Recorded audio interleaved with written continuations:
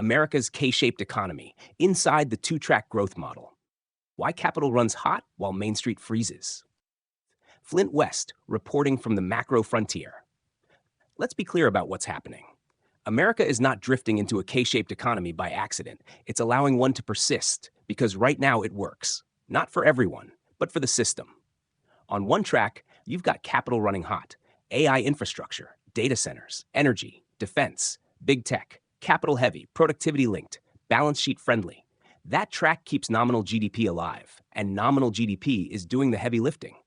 On the other track, Main Street, credit sensitive households, small businesses, housing, frozen turnover, rising delinquencies, debt that suddenly costs more just to exist. Same country, two different financial climates. That divergence isn't random, it's functional.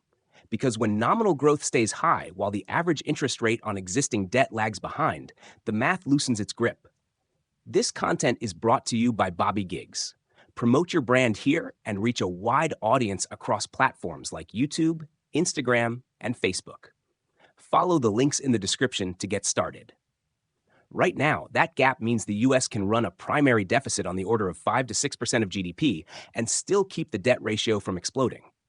That's not ideology. That's arithmetic.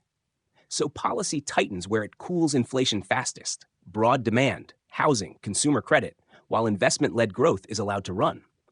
Why? Because collapsing consumption brings inflation down, but collapsing capital brings everything down.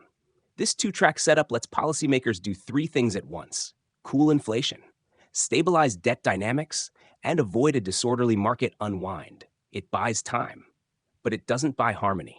Main Street feels the squeeze without the release valve of a full recession reset. Asset holders ride the upside, and the gap widens. That's the trade-off. This isn't a master plan.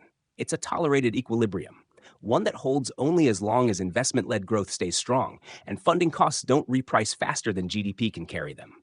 Because if that capital track slows, or if rates catch up, the margin disappears fast. Until then, the K-shape isn't a glitch. It's the price of keeping the system upright when growth, inflation, and debt can't all be solved the same way. That's the model.